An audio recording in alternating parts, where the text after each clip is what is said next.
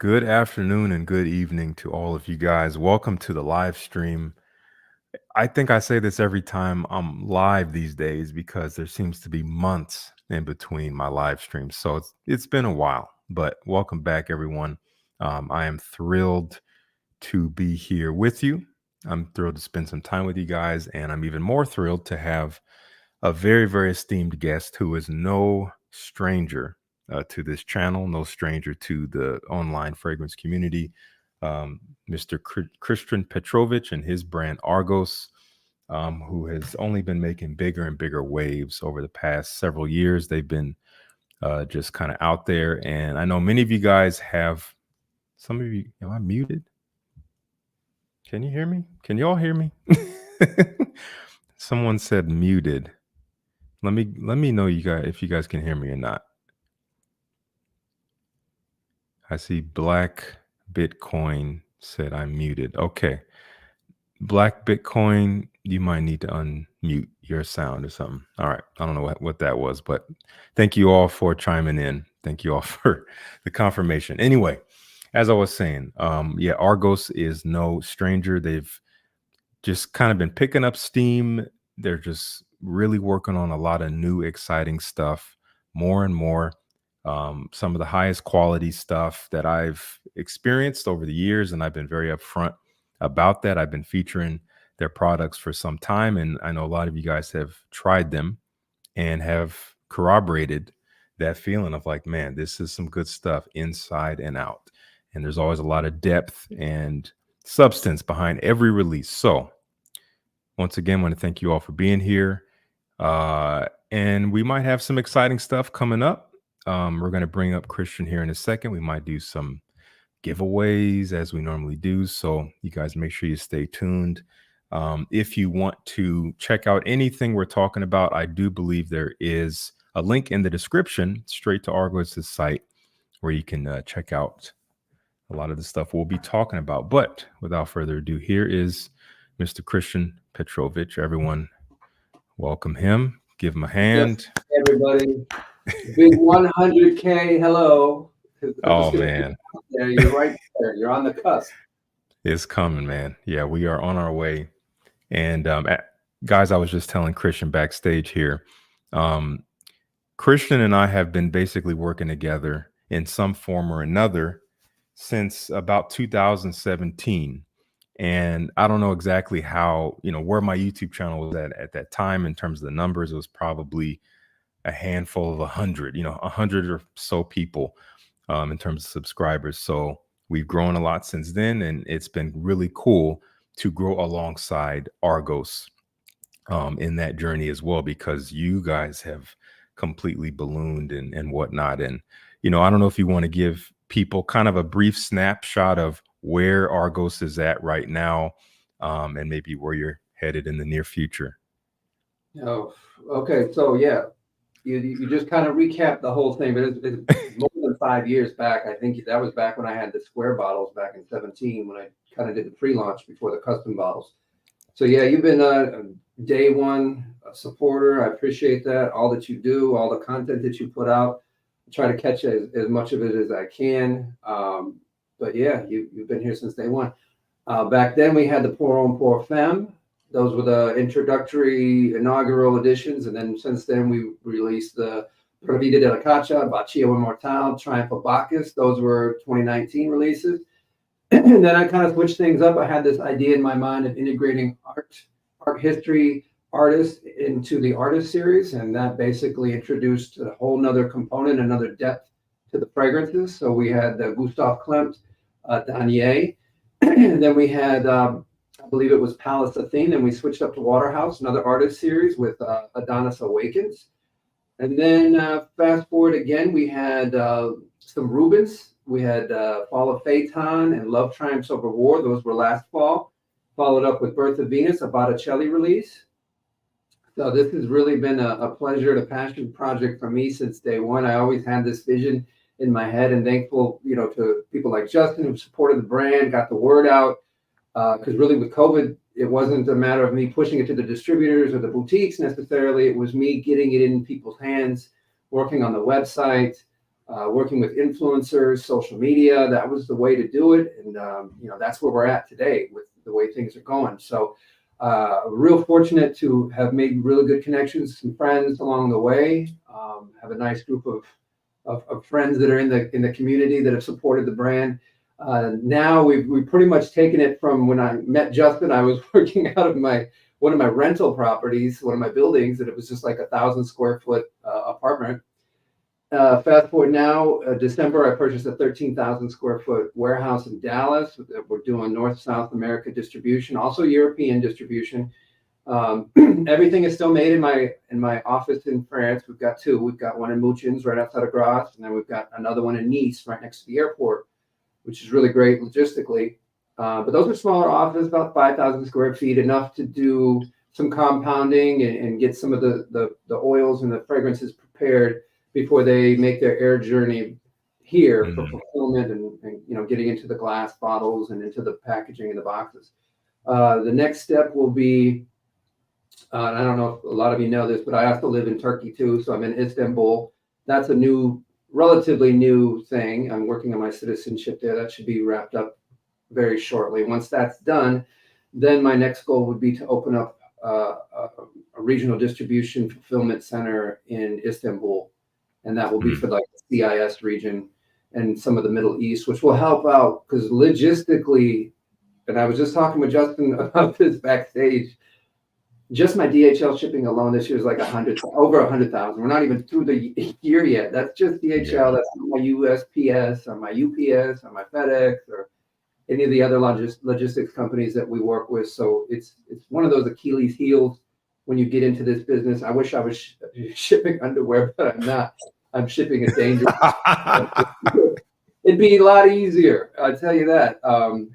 It's expensive. It's not easy. There's a lot of paperwork and things involved.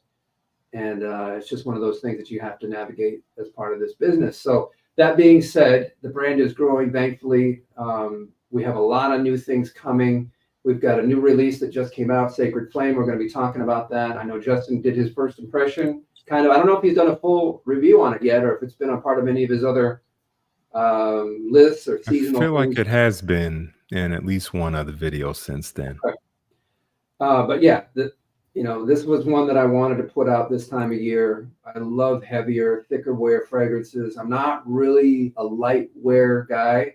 I do have the Argos Pour Homme that's kind of like my blind reach right now. That's just fits on a white t-shirt going to the gym or anything else. But I really like complex, heavier fragrances that are dense, resinous. And this is a journey for me. Like, when Justin and I, first met, I was making the Pour Homme, and I think I had gotten into the business in 2014. And I think I'd spoken to you in 2016, 17, something like that. Sacred Flame. And that's a fall winter release. It's for spring too. We got Charon's Veil, which will be my first Halloween themed release. I don't know if anybody's Greek mythology and Charon and the Ferryman of the Dead. So that's going to be my first kind of holiday fragrance. And then we've got a Polonaise, which I know I've spoken to you about. And you actually were the only other person who'd ever heard of that word before. Yeah. Related to, I thought it was a word I made up, but then I was like digging, and I finally found that there was an obscure terminology for a Polish dance that nobody knows or uses, but it's still really cool. And for me, it means godlike, Apollo-like. So that was the theme behind that fragrance. Those are also going to be artist series as well. So there's going to be an artist tied in, a new artist that I haven't featured any fragrances with for a Polonaise. And Charon's Veil is another artist series too, but a more obscure artist. People have asked, okay, what's the deal with the artist series? I know I just touched on it a little bit. So, every fragrance I create is basically recreating or it ties into a Greek mythology story, character, god, goddess. And then with the artist series, we take artists who have used Greek mythology, Roman mythology as their subject matter for the art that they've created. So it just adds another level of complexity, and I really wanted these fragrances to be all encompassing. I wanted them to be more than just a scent that you wear. I wanted a story behind it, some depth, some meaning, some subliminal meaning even on some of them. Like for Charon's Veil, there's multiple meanings of the word veil, and I really tied that in with the story, and you'll hear more about that as we get closer to that release. So yeah, that's a little background on the artist series, and that's going to be something that's always going to continue. Nimi and Lion will return this November, and this time I hope it's been one of those ones that's really hard for me to keep in just because of the oud and some of the ingredients that I source for is very hard to obtain and maintain a steady source at the quality levels that I want and at the price that yes, for so, sure, yeah, man. honestly, you know, some of these fragrances you can almost price yourself out of making it even worthwhile. So Oh yeah, yeah, I'm you know, sure. some of you know some of the ingredients that I use and I source are, you know, $25,000 a kilo. You know, just it's got to make sense and it's got to be scalable because this is a business at the end of the day. It's a business that I'm very passionate about, that I love, and I'm very fortunate to be a part of. But it's also a business too, and I try to be, you know, with the pricing and everything, it has to make sense. Definitely. You know, I want to circle back a little bit to the artist series because obviously that is kind of Argos's current position. That's the arena that you're really expanding in. Mm-hmm. And as I know you already know, and I'm sure this was one of the reasons why you decided to do this, but there seems to be endless inspiration to draw from when dealing with the integration of art, and especially art in the realm of mythology and whatnot. You know, looking at like Sacred Flame and looking at Fall of Phaeton, and you know, there's so many you've done, and there's so many more to come. And I'm just curious, and you know, I'm sure the audience is too. Like, how do you there it is. How do I'm you actually, decide? I'm actually happy that the video quality is good this time. For some reason, usually, you know what, I'm doing this on my laptop today. Usually it's my Okay. phone, so we're Yeah. not getting the cut sides. I didn't mean to cut you off. I'm sorry. Oh no, you're good, man. I see you just kind of Artist exploring series. there. Yeah. I'm curious how you decide, how do you filter what you're going to focus on next when there's so much out there to choose from? Like how are you yeah, making those decisions of okay, I want to focus on this artist and this piece, or I just want to focus on this piece, you know, when there's Mhm. so much to draw from. Well, it's a good problem to have. Number one, to have a lot of subject matter, a lot of inspiration behind the stories and the artwork and the fragrance and everything. It's really. I'm glad I haven't put myself my back against the wall or put myself into a corner. Now, I will say the 12 Labors of Hercules has been a difficult task for me. It's becoming one of my labors to recreate these fragrances based on mythological characters that don't Mm, exist. I mean, what does the mm, Hydra smell like? Um, what does the Nemean lion smell like? Now, like the Nemean lion, I actually did some research. I actually went to a big game preserve. I actually was around some big cats, and I was able to experience the musk and the pungence and the smells and all the aromas that are around lions and tigers. So that was fun and that was interesting and it was fun to create. mm. Some of them I'm just going to have to use my imagination, which I have a great imagination. So Yeah.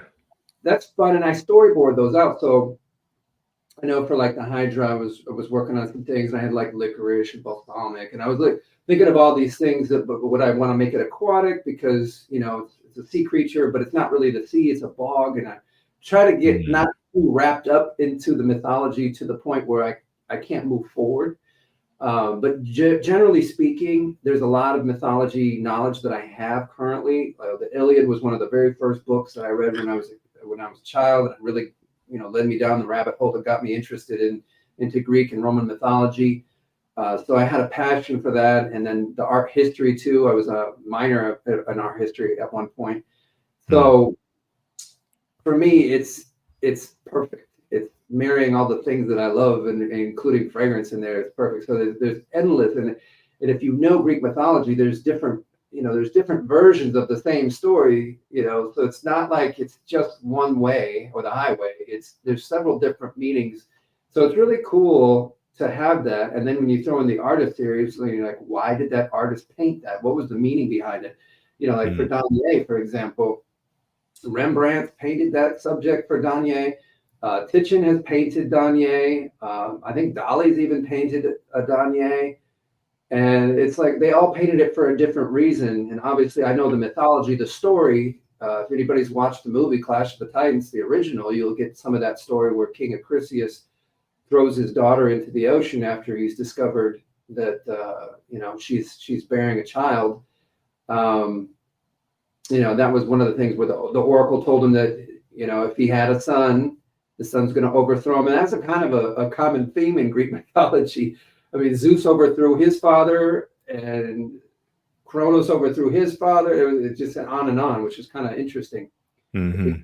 The psychology behind some of these stories. It's what are they so scared of? Um, Back to your question, there's endless stories and there's different versions of it, and it's really cool. You can pick out little pieces of it even, and create a whole fragrance, and it really accentuate that aspect of the story and the mythology.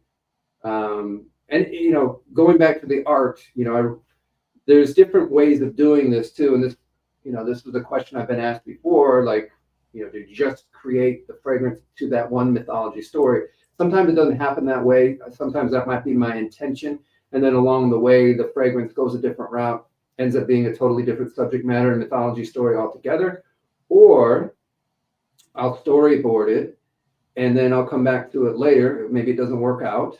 Or um, I'll use the art, like for Botticelli, for Birth of Venus. I really used that canvas, that painting, to pick out all the notes that I used for that entire fragrance. I didn't get into the story. I just really used the art.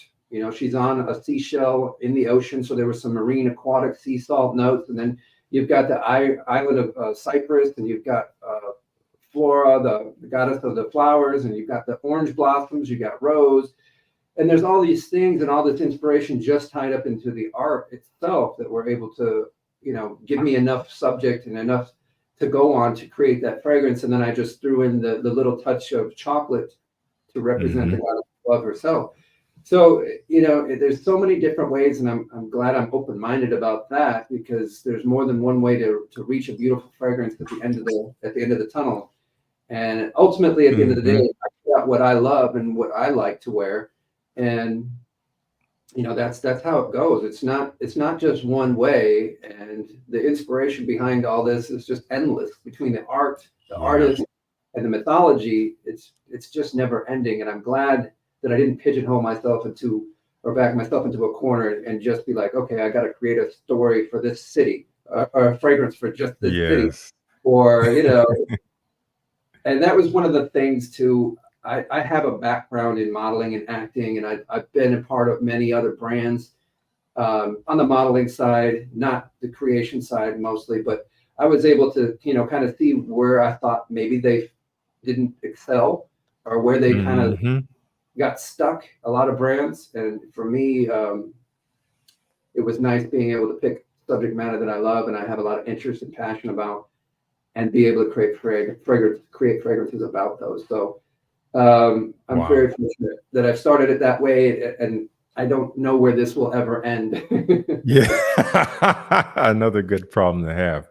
Yeah, I think that is such a beautiful thing. It's ironic how you can choose, I guess, kind of a very specific direction to focus on, which in theory is like limiting in a way, but at the same time, you give yourself so much clarity to have endless possibilities, because of what you're actually focusing on, which is this bottomless well of history and stories and characters and emotions that we can relate to. And it's really incredible. And I do think that you do a phenomenal job of, kind of as you were saying, like extracting the art almost piece by piece, components that are tangible, and dropping them into the bottle, into the form of a scent with tangible meaning behind all of them. Like the chocolate in this fragrance representing the goddess herself, it is beautiful. And I think it really makes this fragrance stand out in a way that I haven't really smelled before. Like a salty chocolate aquatic rose.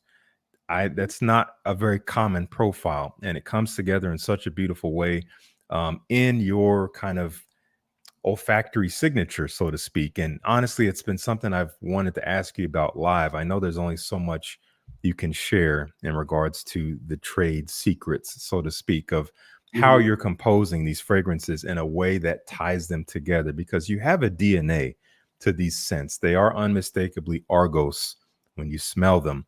I'm wondering if that's something you can speak to even superficially about, like, your approach to Yeah. crafting these perfumes using your inspirations that you have, but still making them, related to one another. Yeah. I get a lot of praise, and then I get a little bit like someone was mentioning the other day. Yeah, if you're wearing an Argos fragrance, you're going to be the best smelling person in the room, unless somebody else is wearing Argos in the room. I'll take that as a compliment. But yes, we have a DNA. But if you've experienced the fragrances, you'll know what it is. You know what my style is, and it really mimics and mirrors my personal style, my clothing, my taste. In fashion, it really kind of embodies a little bit of my personality too. It's a little bit loud, but it's kind of blended well, and it's refined. Yes. It's like Yes. I Yeah. put a little bit of myself in the fragrances, my style. Some of the ingredients that I use, the sandalwood from Mythos. I use a lot of rose, and some people go, oh, you know what, I hate rose, and they just it always bothers me when people say I hate rose. Well, have you tried? Some of them don't even realize there's rose in it in some of the fragrances Yes. and things that I compose, and it's a structural thing. A lot of times, it's not even like a main character; it's a supporting role to get from Yes. A to C. I need to have certain things in there, and it's a part of the DNA. And most people don't even realize it. They just come with these preconceived notions about what Oh, they like yeah. are until they smell something that totally blows their mind, and then they read the the notes, and they're like, "Oh, really? Well, I hate neroli." All right, it's like just be open-minded. I mean, come on now. What's good Y- is good, you know? Yes. Celebrate that. Don't just come with all these preconceived notions that you're Yes. gonna be able to pick up Yes. roses and this fragrance is gonna shut you down. But I use a lot of raspberry in unconventional ways and in different Hmm. types of raspberry, not always the same. I use peach. I use some of the same ingredients throughout, which will tie some of them in certain ways, but they're not like redundant. So it's not like it's a flanker because it's got rose and this one's got rose and this one's got rose, and they're just like a couple notes different. Now these are still telling a story at the end of the Yeah. day, and they're still based around a totally different structure, even though they might Yeah. have share a couple of the same ingredients. I like to have smooth, buttery, kind of a resinous base, and you'll notice that throughout. Mm. I like to have the floral middle, and that's a generic pyramid right there, anyways, with the citruses up top, of course. And I use bergamot, but who doesn't? When you get into this when you really start looking, you're not just wearing fragrances just to wear them, but you're really learning about them and the structure and how they're composed. You'll start to see certain things that line up that I like to use. Now, I will say this, I'm on a journey myself, and I'm not the same person now that I was. Hmm. And you'll start to notice that in my travels as well. Now, I've always traveled, but I've never traveled specifically with sourcing materials in mind and really experiencing the culture and what their loves and likes are for fragrances, especially in my travels to the Middle East and now living in Istanbul part of the year. I'm exposed to a lot of different fragrances now. And when I first got into this, I think I told you, I really took a hiatus, some time away from wearing any other fragrances or purchasing anybody else's fragrances. Now, Yes. you have to be passionate about fragrance. You have to be a fan of fragrance to get into this, number one. Yep. But it was really hard for me to really focus on myself and create my identity and really focus on what made Argos shine and be what it is today. When I had all these other fragrances that I had experienced and I still had very close memories and ties to. So I took about 5 years off from purchasing any other fragrances or smelling any other fragrances, which was tough because whenever I go to a boutique or anybody and everybody's meeting me, they're shoving all these fragrances in my, oh, have you smelled this? I was like, no, no. I think I came off a little bit standoffish, like, oh, you don't smell anybody else? I would love to. And I've Yeah, I been get doing it. this past year because I've totally broken that fast. And I have so many things in the work now, and I feel much more confident about who I am and my and the personality of the fragrance, where it's going, what I've created so far, and just the DNA and personality of Argos, that it doesn't phase or fetter like what my focus is, and who I am as a perfumer. Mm. So um, it's been great on that aspect to be able to experience other Hmm. fragrances and other notes and how other brands and other. Now, I've always been a fan of other brands and their packaging and their story and their meanings, because I've always been a fan of that and seeing what really made these other brands tick. But now to be able to experience some of these fragrances, for the first time, some of these that have been out for a long time, I feel like I'm Hmm. catching up. But I think for my brand, it was very important, even though they do have that DNA, that they were so different from one another. And that's one thing that I've kept, with the exception of the TOB extrait.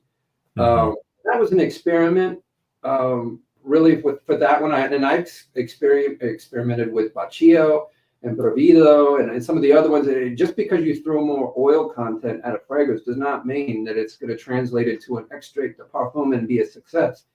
If it doesn't make sense and it doesn't add something to it, a Yeah. nuance, something that's important, and separate that one. I'm not, it didn't make sense for me anyways to release an extrait Baccio or Barbito. Those were already just to the point where it wouldn't carry anymore. Didn't matter how much more oil content, or if I picked a note here, picked a note there, and accentuated that, it felt like it wasn't a genuine move for me to do that. Mm. Um, so with that said, something it kind of pertains. I'm only going to be releasing extracts from now on. I had Mm. such a great experience with the TOB extrait. It's almost selling on par with the EDP. Wow. And people ask all the time. We get the message every day. What's the difference between the EDP and the extrait? Well, okay, 40% oil. Well, what does that mean? Okay, well, we talk about the concentrations between EDP. And no, it's not an exact number. There's ranges, but the Hmm. extrait is 40% oil. And does that translate into a louder fragrance that projects more? No, not always. Some of them, Hmm. just longevity. Some of them, you're going to actually pick up certain resinous notes more readily. Like the tobacco notes, or if it's got a fruit note, and it's really individual. It's not like you Yeah. can push the next fragrance. I'm going to make it an extrait, and this base note's going to stand out. It's an experiment. Yes. With the TOB extrait, it really was beautiful, and it really did stand up enough on its own to be its own release. Now, Mm. with the other fragrances, they're very strong and they're very close, borderline extrait already. Yeah. With some of the resinous notes and some of the things that I've been working with lately, and you'll see with Charon's Veil coming out,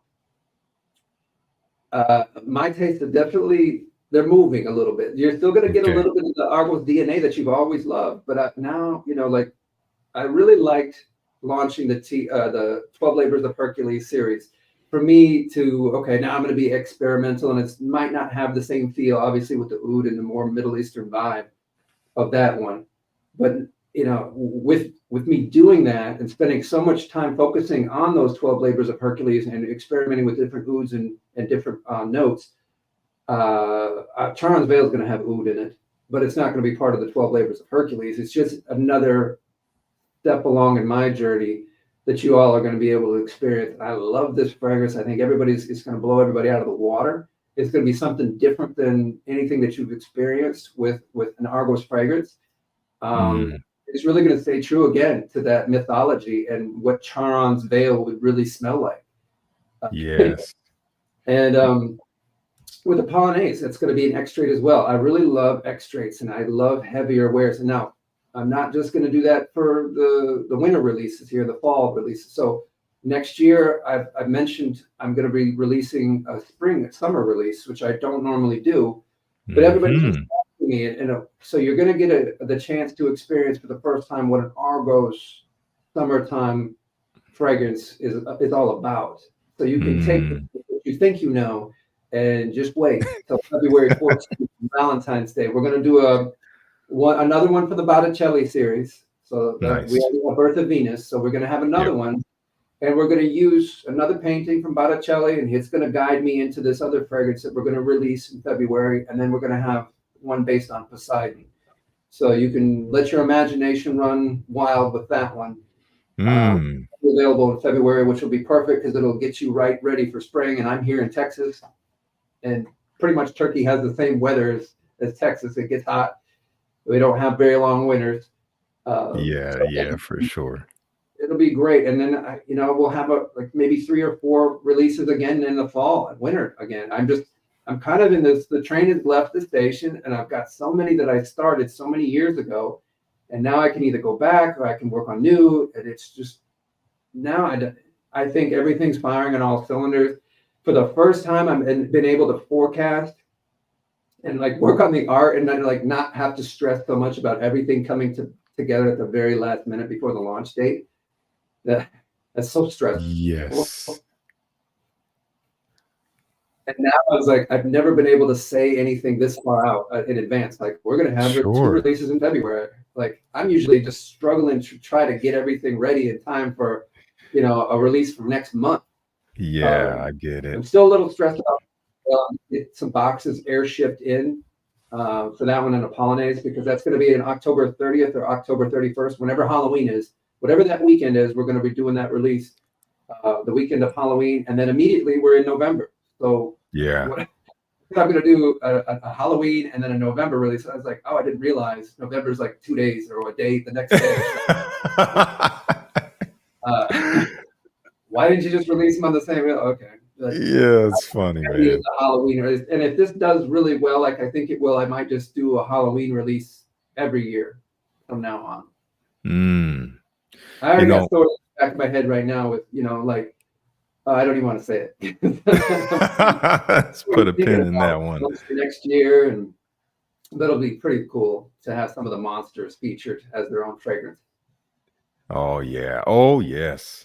Before we shift gears a bit and kind of focus in on the newest release, Sacred Flame, I do want to touch on something you said a minute ago, talking about concentration.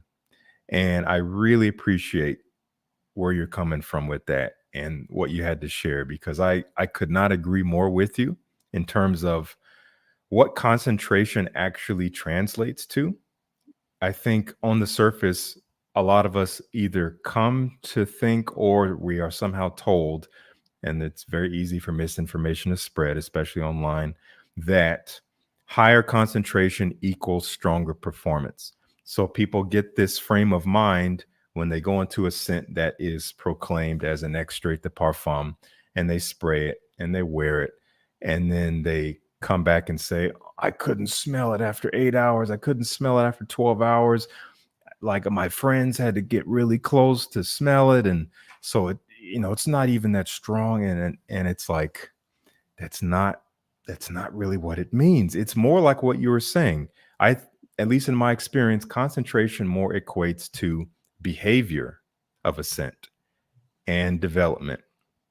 And maybe it can directly relate to how long it's on your skin, but even that is not really quantifiable, and we can't control that, of course. And as you said, it's so individual. I saw this guy. I put his comment on screen a second ago. It22 Ice 06. He said, an extrait comes to life for me after the dry down.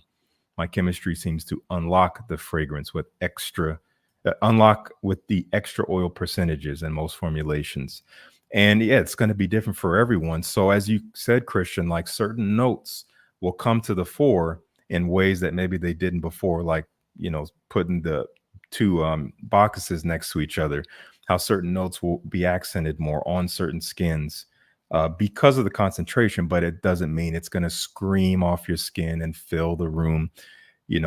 Every product, so to speak, will have a different experience for each person. It's not like, oh, we have the Dodge Charger and we put a more powerful engine in this new version, so now everyone who gets it will experience more power with almost no nuance between them. And it just doesn't work that way. Somehow we've been programmed to feel, to treat fragrances as this type of product where it performs, and it's like the performance is built into it, and it's like a feature of the scent. You know what I mean? I think that's just our lack of knowledge in general of perfumery, and just how do we vocalize what we're feeling and what we're sensing in a fragrance. Like we might say this fragrance smells like this fragrance, and then you put a little side note. Well, and actually it doesn't.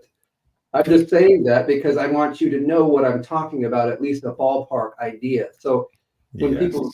give those guidelines, it might be just because that's what they're experiencing. They're just trying to convey what they're saying or what they think they know and understand about an Yes. X-ray versus an EDP, and that's fine. They're doing the best they can. they're trying to teach or whatever. But yeah, there's a lot of misconceptions about that. Just because it has more oil and it's a higher concentration of that oil does not mean it's going to project. Exactly. There's different modalities. You've got the oil, you've got the oil dabbers. Now you've got the water based fragrances, and then you've got Hmm. alcohol. You use that, it kind of disperses the fragrance, and that's what helps give it that sillage and helps develop that plume so that it Yeah. does go to that arm's length versus the oil concentration that's going to stay with the elbow back. So every fragrance, depending on its concentration, does not always perform the same. Now there is some Yeah. general guidelines. Typically, with the oil concentration higher, it's not going to project as far. And I say typical because every fragrance is a little different. That's right. I agree. Thank you for sharing that. Truly. Um, Lion's Pride is really giving you some love here. I have every release from the house. Argos is synonymous with art, quality, and class. Salute to Christian. And Thank I you. agree, man. You are really putting, as you said, you really put yourself into these scents alongside their inspirations and the art behind it and everything. So, and I appreciate you saying how your taste, and not even just your taste, but you are evolving as we should. We grow and we change through time as we mature and as we learn, and we should. Things cannot stay the same. We can't expect a fragrance brand that is truly trying to give us authentic and organic, um, just inspiring products to give us the same thing for years and years and years. It will change if Yeah, we're being genuine. So yeah, you're on the um journey with me, so it's gonna evolve. yeah, yeah, man, seriously, it's been an honor. Okay, I want to shift gears here to Sacred Flame here. So I know we've talked a little bit about well, actually we haven't talked much about it at all. We've shown it on camera and we've talked about the general inspiration that has gone into this collection, but yeah, let's focus in on Sacred Flame, this beautiful presentation. For those who don't know um, what they're looking at when they see this, what are we looking at when we see this So you this have the artwork? 100 ml. You got the 100 ml bottle there. This is the box. It's the outer box that it comes in. Yeah. Uh, Fugger is the artist, and for this one, really, the inspiration. I always wanted to have one on Prometheus. Prometheus is one of those interesting characters in Greek mythology. Titan, not from the general, the normal 12 god pantheon from Greek mythology, but from the Titans, even before the Olympians. But he was one that he didn't share the same fate as some of the other Titans because he actually sided with Zeus when he overthrew his father. So he was spared that fate of getting thrown down into Tartarus. However, he was the god of forethought. He had a brother too, Mm, the god of afterthought. And he wasn't the god of fire per se, but this story was about the flame, the sacred flame that Zeus had taken from man because he had many different reasons, but Zeus was always tough on mankind. And and Prometheus pretty much took pity on mankind. So he stole the flame and he gave it to mankind so that they could hunt and they could protect themselves. And there was some knowledge in it. And there's some different mythology based around Prometheus. He was also a creator titan too. So there's a story about him actually molding mankind from clay and giving him the form. And I put that into the artwork too. So you'll see that on the box. And the box artwork is similar to the original artwork, but it's hard to take a piece of art that's like this and wrap it around the box and put all the ideas and things that I want. So I added and embellished a lot of things on that artwork. So it's you've got awesome. artwork that wraps completely around the box as if it was one single art piece. And we've got Mount Vesuvius in the background and Vulcan's Forge. Some of these things might allude to future fragrances. We'll see. I always like to throw little Easter eggs into the artwork. Yeah. So with that being said, let's do a giveaway. Let's do it. Yeah. So You want to one give of the away a sample pack? So let's see here. And then it'll be like same rules as always, because these are very spontaneous. We don't plan these out. These are not, contests that we think about before, which we probably should. That'd be responsible. It's always the first person to respond correctly. And Yeah. that mountain that I just mentioned in the back as Vulcan's Forge, what is another name for that particular god? When I mentioned Vulcan's Forge, what's another name for Vulcan? And whoever answers first will be the winner of a sample pack. All right. So the question is, what is another name for Vulcan? Mm-hmm. I'm seeing this was the first answer, Vesuvius or Etna. Okay, that's pertaining to the mountain. Okay. Here's the next answer I see. Hephaestus. Asbestos, yes.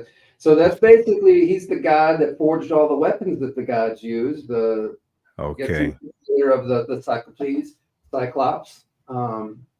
Nice. So yeah, he's got a very rich and storied mythology as well, and one that we're going to explore on a future fragrance release. So I was really awesome that I could put a little Easter egg in the back of the artwork. So whoever said Hephaestus was the winner. I don't know if they spelled it right. I can't see it from here, but it doesn't matter. I know what they meant. So they get the sample pack. Yes. Congratulations, Jonathan Madsen. I'm going to write his name down in a note here so I don't forget him. And Jonathan, let me write you down real quick. Jonathan Madsen. Jonathan, if you want, well, actually, you'll probably want to do this. You can email me. I'm going to put my email here. And if you're not Jonathan Madsen and you email me, I will know. So let's practice some integrity, guys. Jonathan, go ahead and send me an email with your shipping information and whatnot. I will loop you into Christian via email and we'll get that sample pack to you. Does that work for you, Christian? That sample pack will also include Sacred Flame. So that's what we're talking about now, Sacred Flame. So the story behind this particular fragrance, I really wanted to kind of blend a little bit of his personalities, the trickster goddess or god, trickster god. So I wanted something that wasn't a linear fragrance. I didn't want something that was really smoky because the story is not, it's not like the flame of a fire, like a campfire. So we didn't do, I experimented with birch and, a lot of other, but it didn't pervade, it didn't come across the story that I wanted. And I really wanted something that was glowing like embers. I didn't really want something that was smoky or on really fire, burning. Yeah, it was not like a funeral pyre. This was really about. It was about his love for mankind. It was about his trickster personality. So we had the ever-changing, non-linear fragrance, and we had the amber, we had the warmness, we had the cinnamon bark, orris, opanax, the sandalwood. Sort of, I wanted it really smooth and really creamy, but also kind of juxtaposing that against the fruity notes up top. So this one was really one that I had created a couple of years ago, around the time that I was first working on Fall of Phaeton. And I had shelved this one. I think at the time it was coming off a little incense, and I'm not a big fan of incense fragrances. And if you know, cinnamon can kind of give that incense vibe. So I was, experimenting a lot with different notes, and it came up with the cinnamon bark, orris, apophis, and the sandalwood combination to give it that creaminess, and the vanilla to really kind of smooth it out. Not give it any of that incensey vibe, and putting those florals, and there's rose in this one too, but it's not a main player. It's really a transitional note. And this one is perfectly unisex. It does smell different on everybody, which is really amazing to go. If you got a group of friends, hopefully mixed women and men, spray it on them. They're going to smell it. It's going to come a little different on each person, and it's going to kind of take you on a little journey. And on the sillage and the longevity on this one were amazing. For me personally, I have like an oilier skin, so I tend to retain it longer. It doesn't just burn off on me. So this one I can enjoy for 10 plus hours. I get it on the lapel of my jacket. Now it is colored. It does have that nice orange, which I don't color any of these fragrances. We don't artificially color these. They just turn out that way. Thank God. Because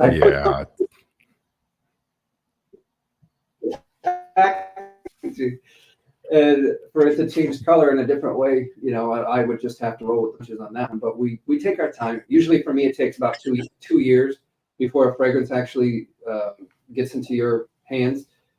And that's just going back and forth, working on the ingredients, finding better ingredients, and then just seeing how it performs, letting it, we macerate, blend the oils separately before we even introduce the alcohol. That's a whole nother process. And then when the alcohol is introduced, then it has another stage of development and maturation and maceration. So it's something that we take our time with.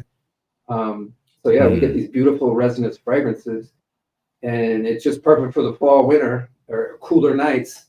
Yes. I wore it in the summertime, just experimenting all the time, seeing how things perform. But this one was one that I was really happy to put out, and I love this fragrance. It's so different, but it's the same. You know what I mean? It's like it's so Yeah. different from the other Argos fragrances in many aspects. And then when you look at the ingredients, you're like, he's using sandalwood again. He's using rose again. He's using a lot of the same things. So it just kind of proves my point. You can't approach a fragrance with all these conceived notions. Maybe you've only used, maybe you've only worn 4 or 5 different fragrances, and you only know that that's how they do rose, or that's how they do bergamot, or that's how they do a particular note. Yeah. Polarizing notes that we use too. And that's always a challenge too. And I love cashmere now. Ever since I started Danye, that kind of got me using cashmere. Yeah. A lot Man, of I the woody. love the cashmere in this stuff. So beautiful. Yeah, so you're gonna be like, man, it's got that DNA of Danye. It's got that rose, and it reminds me of this, but it's so different. It stands on its own, and it can be used in its own right in its own special occasions. I love that people use these for different things. Like Ross was saying that he used Baccio for weddings. That's his like wedding scent. So I love that about the fragrance line, that people can pick out these special moments. Somebody was just mentioning on the Argos Fragrances connoisseur page on Facebook how they had, I think it was TOB. I can't remember which one it was, but that's their engagement or their wedding scent, for their wedding. So that's awesome to be a part of so many people's special occasions. And that was one of the things too. And I always wanted like the packaging, and I wanted everybody to trust the brand so much that they would be able to give these away as gifts. And we do have a lot of orders from people that are shipping it to other people as gifts, which is great. Wow. Yeah. That is beautiful.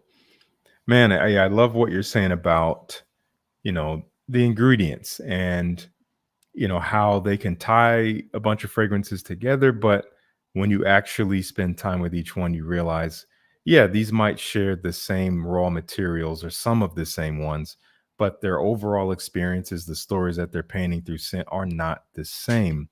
And I think I've talked about this in videos before, but you guys, as the viewers, as consumers, I think you want to be careful with how much weight you put on a note breakdown before you've tried anything, and obviously when we hear of a new release, no matter who it's coming from, we'll see the bottle and we'll get the note breakdown and maybe the story behind it. And that's as best as can be offered to us before we smell it. So we don't have a whole lot to go off of, but we want to be careful not to place all of the weight off of what little we have to go off of, because you can look, and as Christian was saying, oh, rose, well, I know I don't like rose, so maybe I won't like this. And to be honest with you guys, I don't mean to, cast any dispersions or anything like that, but that is a little bit of a fixed mindset, which, we have control over. You can decide, typically I haven't liked rose, but maybe it's different here. And I would just go in expecting that. And when a fragrance is done right, when it's put together thoughtfully, I mean, Christian said he's taken 2+ years to put each of these together.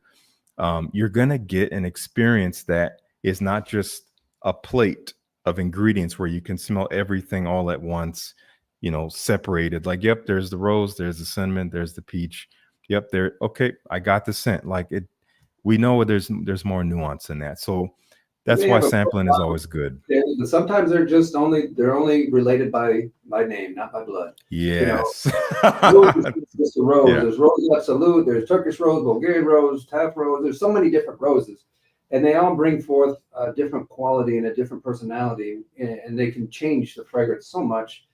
You can't just subjugate all rose to like that's what rose is going to smell like. it's not all the same. I've used rose so much, and people are like, I don't like rose. Well, you just had Adonis Awaken. That's got double rose. Oh, so it's kind of cool, and that's part of the fun too with fragrance. Just be open minded, explore, have a great time. It's cool too now that I'm getting into purchasing fragrances again to see the DNA in other brands, which is kind of fun for me. Obviously I'm interested in the packaging and the name and the story. That's what only thing I've been able to experience from other brands for so long. And now, being able to purchase some of the brands and seeing what their structure is and how they formulate and what their identity or their DNA is very fascinating to me. Really, that's more important, really, than just the notes that they use. Is more of the DNA and what their identity is and how they structure things. Now, for me, I've said this to death, the blending and the maturation and the maturation is such an important thing. Yeah. You might have the pyramid that you see, but it's blended so well, it might just really surprise you of putting certain notes together that you might not typically enjoy, but the blend is so beautiful and they're so harmonious that it might be one of your favorite fragrances. You just don't know. Yeah. Yeah, you're right. And I see this comment here, much like with cooking, when the ingredient is added and how much it changes the dish. So, as you're saying, like the ingredients, they don't just exist next to each other And in a not in the same amount pyramid. either. It's all different proportions. Yeah, and they interact with each other. They kind of change each other. They might combine to form certain accords all of their own, and almost create something new, just with some odd combination of ingredients that are working together. So, yeah, it's hard to really take these single items and compose a structure in our head of what it will smell like. We really have no idea. So, totally, really well said. I agree with that. Um, yeah, Sacred Flame, man. I love the way you described it because I'm gonna spray there's it. restraint here. Oh yeah, please do. I love the restraint you took, and the restraint that you took with this created even more of a personality, more clarity with the vision of the scent. The fact that some people might look at the artwork and assume, oh, this is going to be smoky. This is going to smell like burning wood or burning rock or something hot and fiery. And I love that you stayed true to the nuance of the story. It's not just about the environment. It's like, who is this person and what do they represent? What are they pursuing? And bringing that nuance in, and again, creating that restraint of like, no, it's more embry, it's glowing, You got to it's experience this. warm. Amber, a Papanax, the sandalwood, the creaminess, even with the little cinnamon bark in there, the cashmere wood, that blend is so smooth, interesting, inviting, and comforting. Yeah. It just kind of envelops you in a warm blanket. But and then it's got the citrus notes too to kind of spice it up and give it this weird kick. Ginger, Yes. but not taking it in the way like I used it in Fall of Phaeton. This has clove too. So Yeah. it just goes to show you, you could use ginger and clove, and then you can end up being an oody, kind of smoky, agarwood, kind of leathery, like Fall of Phaeton. And that's where you kind of get some of the leather vibe a little bit. Some people have said, oh, this is a leather fragrance. So it's not traditional. And I get that I a like lot when people try to describe some of my fragrances. They're having a hard time categorizing it into, is this an amber? Is this a leather? Is this a gourmand? And I think part of that is just the blending process and how well these meld together. And some of them are quite surprising at the result. It doesn't always just fit into that one box. Yes, could not agree more.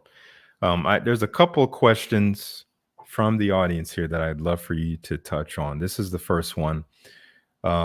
Vintage Ferrari asks, can Christian answer which product did he find the most challenging to create? Does he have an idea of what the end result will be, or does it develop along the journey? Now I'm getting better at knowing what kind of to expect, but it's always a surprise too after the blending process has taken hold. After we give it its time to blend and how it's going to turn out. This was one like I said, the incense, it was coming off a little bit more incensey than I really wanted, but I knew I wanted that cinnamon in there, that cinnamon bark. And I touched on it before. There's different ingredients that might share the same name, but they're like a ketone or there's like different raspberries. There's different ouds. There's different things. And sometimes it's the experiment, trial and error process with that. And that's always a difficult time, just really getting those little subtleties worked out. The trick for me, really, the difficult part is when something becomes too muddled and it loses direction. It doesn't have an identity. It doesn't have. It's not nice. It's not. Yeah. Or what I do, no matter how long I let it sit, it just doesn't feel like it should work. Yeah. I don't know if it's almost like a sixth sense that I have, but I can tell that as clear as day when I'm making a blend, and it's like it's just not going to work. I could let it sit here for 3 months and come back, and it's just not meant to be. And that happens, and that's the most frustrating part for me, is to give it the time and go through the process, and just to find out, man, it wasn't meant to be for this one. But yes, now with the experience that I've learned along the way, yes, there's certain outcomes that I do expect, but that's only going to get better as time goes on, and I can experience more things, and that's part of the journey process for me. So all the fragrances are pretty challenging in that aspect, because there's always some unknowns, and I'm always trying something different. Like I was showing Justin over here some of the new stuff that I'm testing, and I always test them singular. I don't mix them. I don't start throwing them into stuff right away. I just have to smell them individually for a while and get acquainted with them before I actually using them in blends. I don't know if we got cut off there. I'm still Yeah, here. there was some Still hear connection me? thing, but I think we're back. Yeah. I can't hear you now. Okay. So yeah, it's always challenging. Is it getting better? Yes. Am I able to predict every time with certainty? No. And that's only because I'm starting to use more ingredients and different things, that more experimental stuff on me, and I'm getting away from what I'm accustomed and used to. So I'm putting it on myself, really. If I wanted to make the same fragrances, it would be easier and use the same ingredients. When I say I use rose, like I said earlier, and I touched on, there's many different kinds of roses, many different kind of raspberries, so many different kinds of ouds. It's endless how many materials that we can get. So yeah, it is challenging, the time involved, and you don't know exactly what the outcome is going to be as much as you think and you can expect. There's never certainty, and that's always the time frustrating, expensive part, because then you got to throw that batch out and start again. Yeah.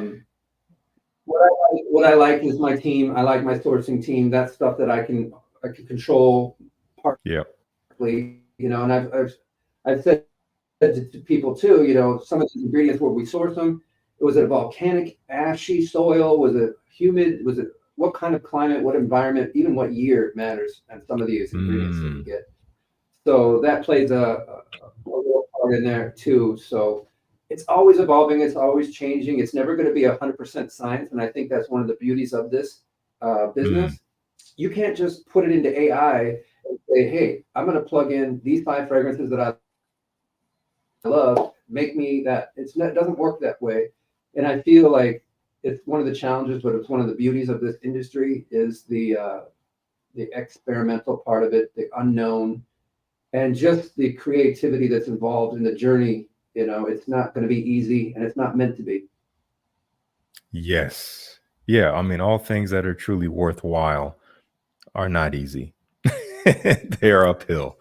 And yeah, you have shown yourself to be someone who is really committed to the process and what it takes to be successful in something, even just, again, the amount of time you put into each one of your fragrances, the trial and error, it really shows.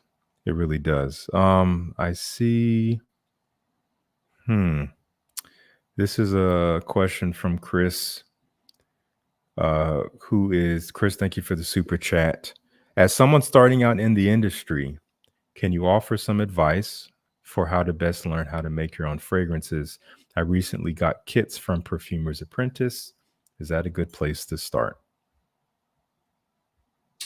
I would say yes. There's a lot of books out there. There's a lot of resources online. Perfumer's Apprentice. Shoot, what was I just looking at? Yeah, so I got a whole stash of stuff right here from Perfumer's Apprentice, and then I got some stuff that I got from Givaudan, Simrise, and some of the other places that we source, and then some private ones too that I don't mention. But start out with start out with some of the ones that you'll see. I go through some of your favorite fragrances. The notes that you can pick out, like the bergamots and sandalwoods, and some of the ones that are very common, and ones that you're kind of familiar with, or even notes that you really like, because you might have a heightened sense or awareness of those particular notes, and then start with those, and then you can expand on that. And then you'll learn about basic structure of these fragrances with those kits. They're really good at basic structure, knowing what the pyramid is, and the citruses, the florals, the resinous notes, the woody notes.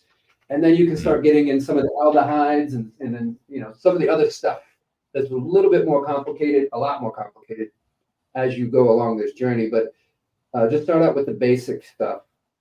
Starting out with the kits is great. A lot of the bigger brands have those kits too. Like I said, Givaudan, I think, has one. Simrise might have one. You've got one for Perfumer's Apprentice, and you must be in the United States because that's big here in the U.S.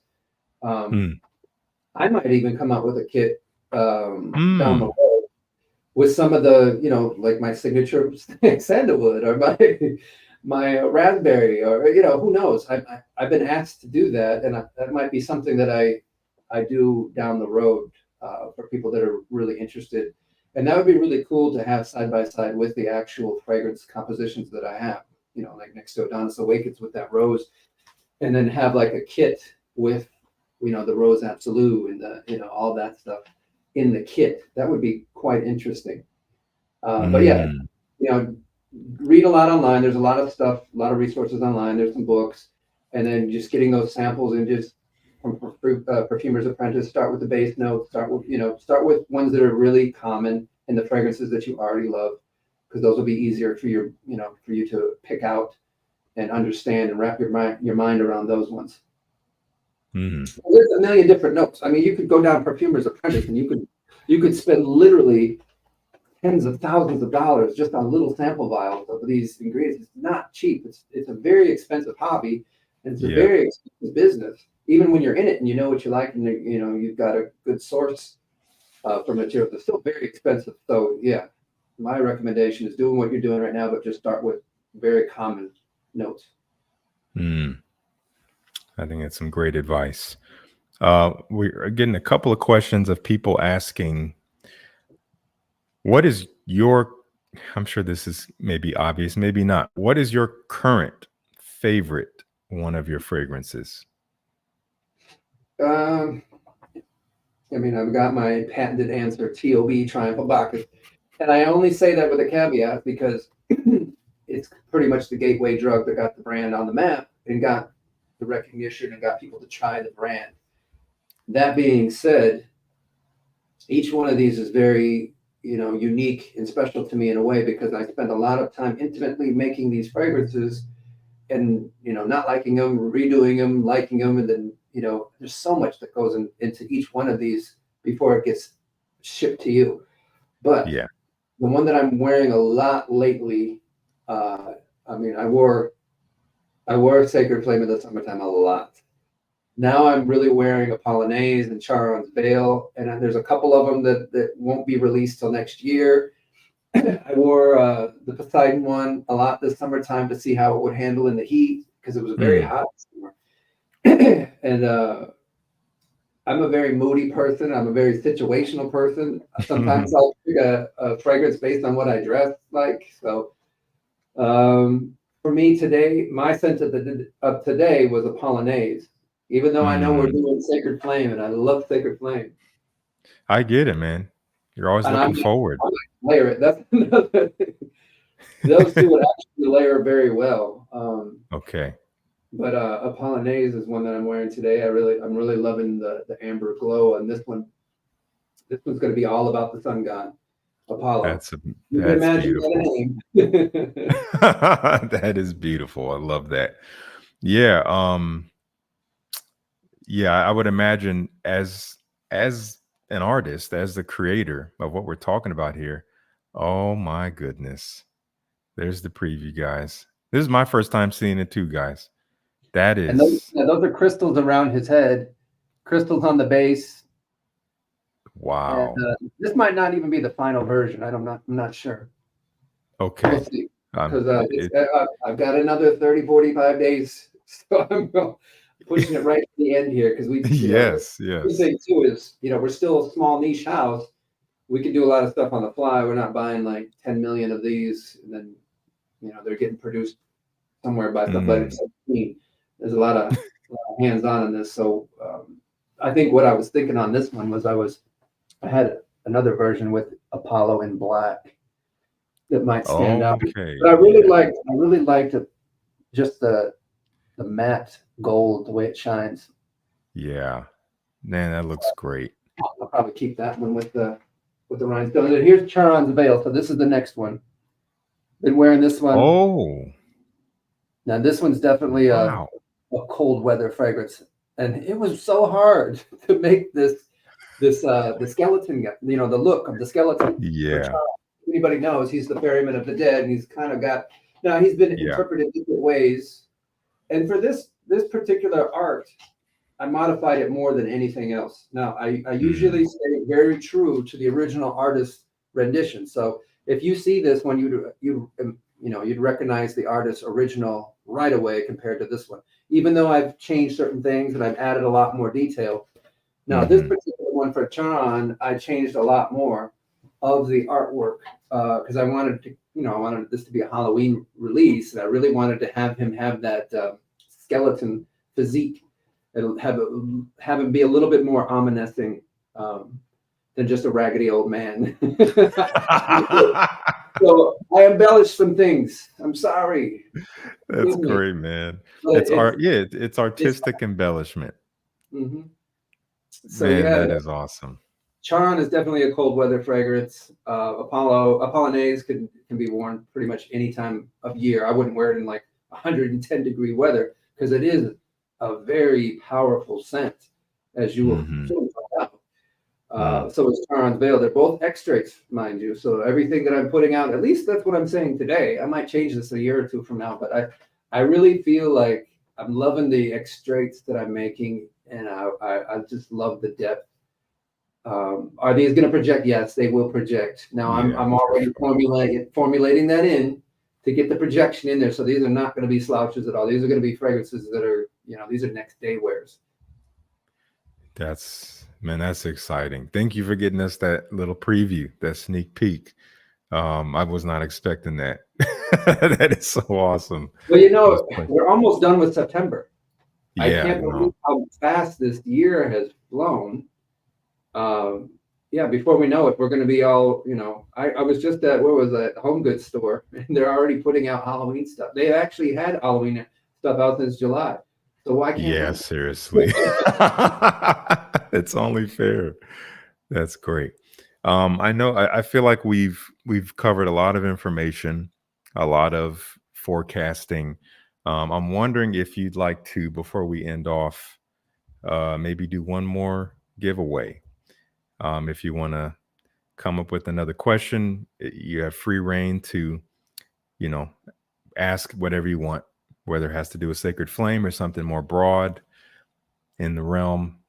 Give Yeah, these guys one more chance. we did one on Sacred Flame, so let's do one on the next one. Let's do one on Charon. So Okay. let me think. Now this is going to be kind of obscure, and I don't want to make Great. it so it's 30 minutes before we get an answer. I've done that before. What is the name? What is the name of the the coin or token that one would give Charon to get across the river Styx? Otherwise, you'd be forced to be in the river for all eternity or remain on the shore. So it has some names, but I'm looking for a name in particular that starts, and I'll give a hint. It starts with an A, but it's not just the coin. You can't just say coin, and you can't just. I'll let you know if you get it right. It starts with an A, but it's another name for the token that you would give Charon Mm, to gain access to okay. get on the boat to get across the river Styx. I'm seeing a lot of people are saying obolos. Obviously, that doesn't start with an A. No, they're right. Okay, I'm seeing a lot of that. So the first one of those was Max Mm-hmm. Henrik. A ball or a ball. I can't see what they're Okay, saying writing, but yeah, if they said anything close to that, that's what it is. It's a ball. It's a ball or a ballus. So that would be the okay, yeah, and just so people know a little bit about Charon's Veil coming up, that one, the veil, Charon's Veil. So what is that about? Veil it's another one of those words that has multiple meanings. So you've got veil, like a woman would wear on her wedding day, the veil that would cover her face. yes. Now, Charon, you see that he's got that veil over his head as well. A veil could Mm, be the low point between two hills or two mountains, and that could be the river Styx, between the afterlife and life and death. Could be that transition from the living to the dead or the afterlife to Hades, mm, and then also it's a form of uh, what's the word that I'm looking for? But it's basically giving someone like a token or something like a ball, so that it could also represent someone giving them a ball, that coin, to get mm. access onto the boat to get across the river Styx. So it has three different meanings, all of which have slightly different spellings. So that's why I Nice. chose that name, Charon's Veil. And then the smell. What does Charon Yeah. smell like? So I did my best to interpret what Charon, the ferryman of the dead, would smell like. So you can what that's going to smell like. That's It's exciting. fragrance, so it's going to be interesting to see who really gravitates toward this fragrance. But I think it's going to do amazing.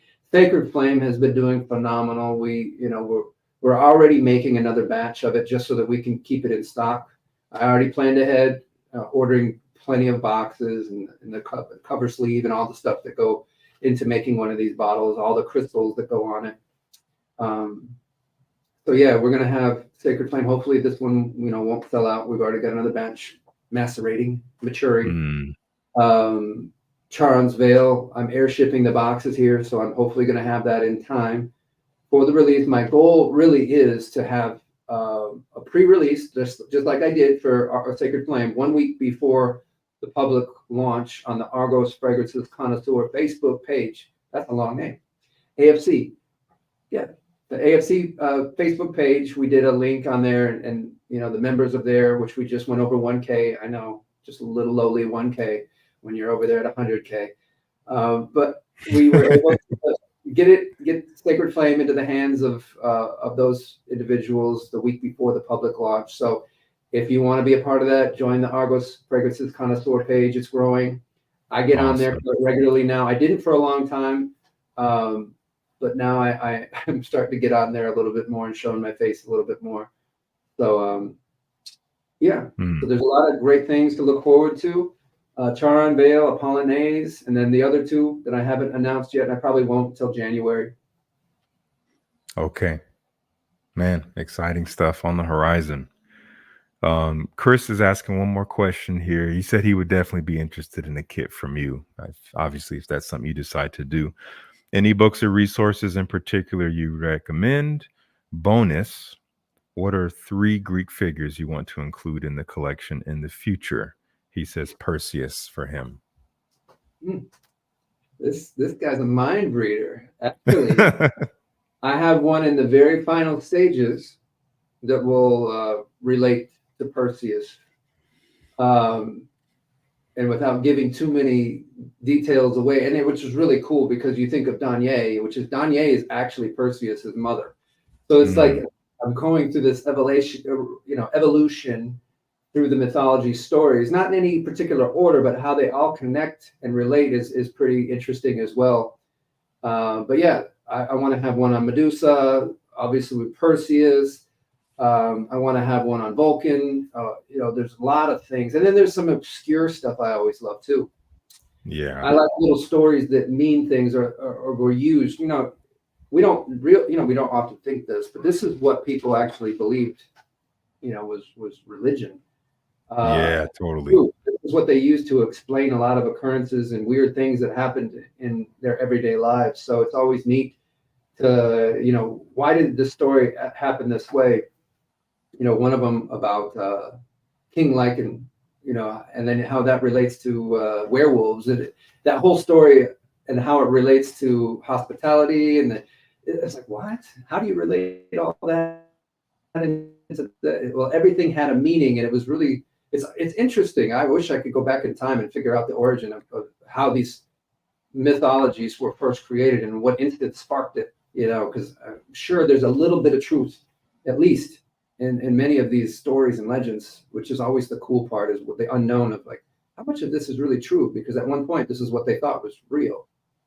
So that's always to me. So that's another thing too is I want to finish up some of these artist series, like Gustav Klimt, for example.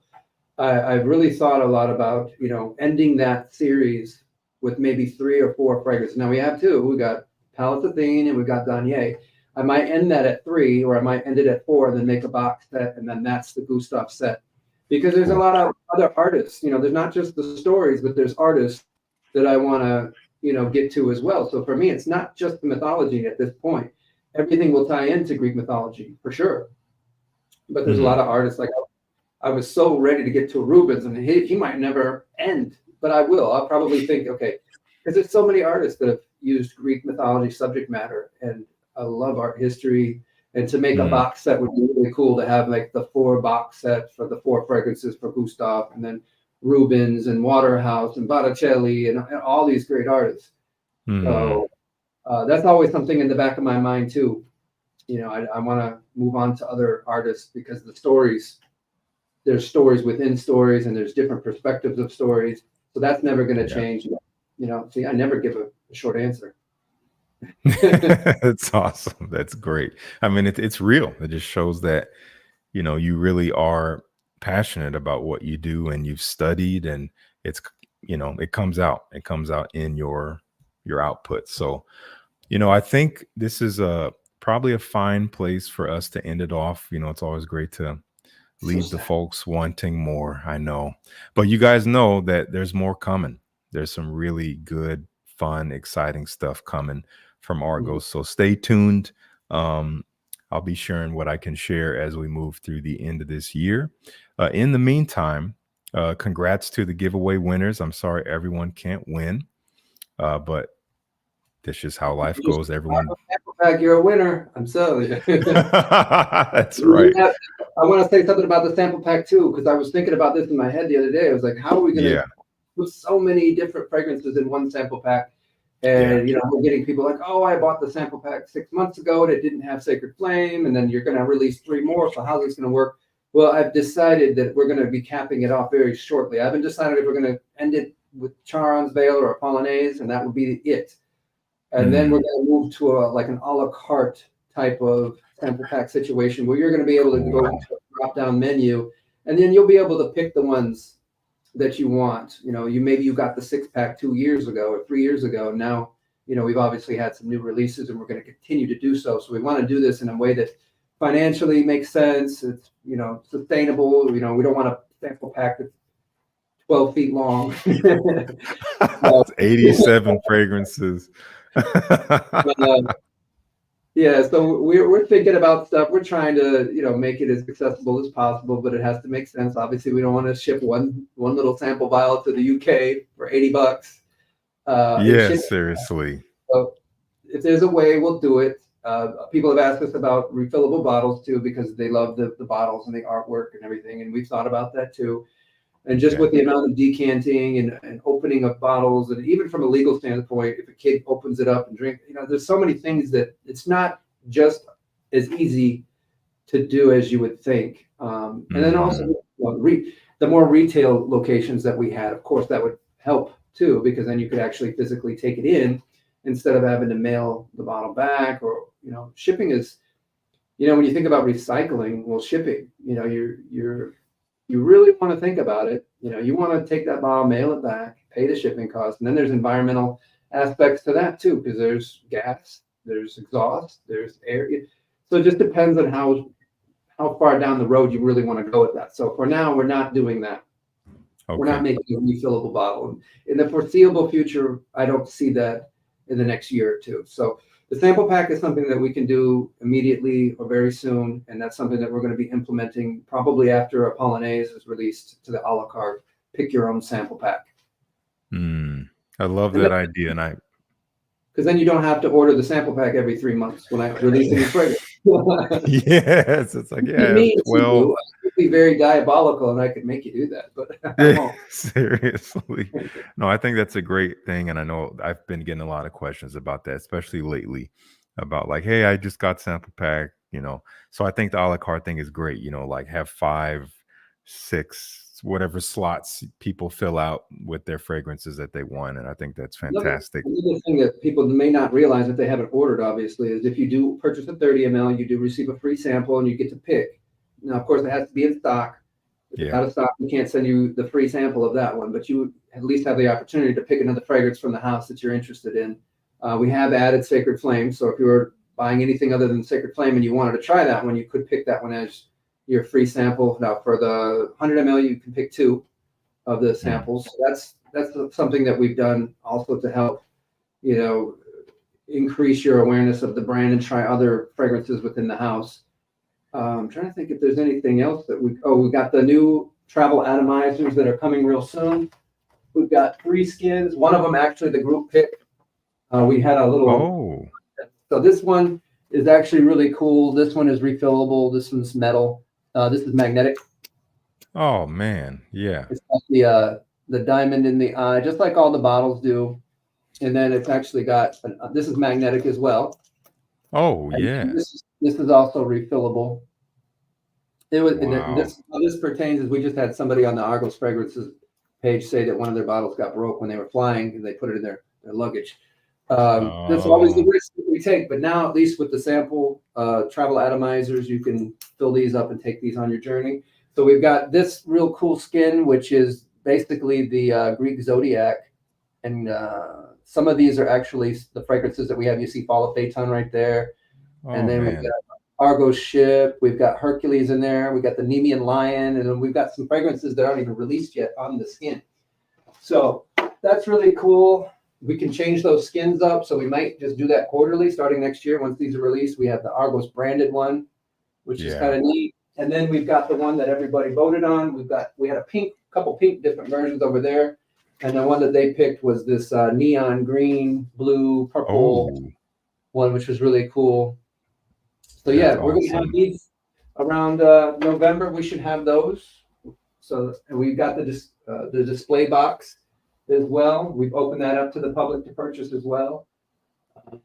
So yeah, just a lot of new things coming out. Always trying to give the best that we can and make the best experience possible.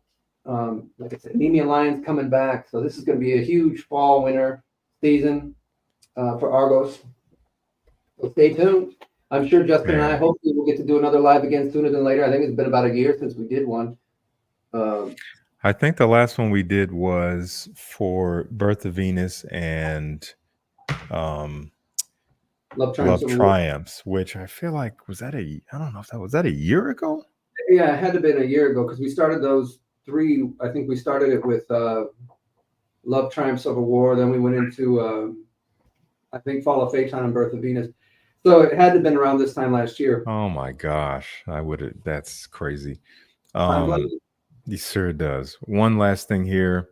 Eben had this suggestion. First of all, thank you for the super chat. What about Orpheus? Or and I never say this right. Eurydice? I never say the name right. Well, that's a little more obscure, but Orpheus, I mean, he had his own like little subset religion too within Greek mythology and Roman mythology even. Yeah, Orpheus is one that's pretty cool story too, going back to the underworld and his whole interaction with Hades, and I think he had something with the Apollo and the apple, and I think he might have even had a couple stories with King Midas and Apollo. There's so many stories that intermingle, but Orpheus definitely might have his day in a particular way, in a particular story. couple of them I just mentioned that I can think of. But yeah, that one might be a possibility. Okay. Well, there you go, guys. All right, guys, we're going to end it here. Thank you so much for hanging out with us. Christian, thank you, of course, for spending the time to share your art and your work with us. Stay tuned, guys, for more on the very near horizon with Argos. Man, even with those travel, I didn't know that was a thing either. You just keep dropping stuff on us. That is so great. I don't stop. It doesn't stop. No, don't change anything. It's going great. Anyway, everyone, you all take care. We will talk to you very soon. Thank you, everybody. Thanks for watching. Justin, get to that 100K already. Everybody like, subscribe.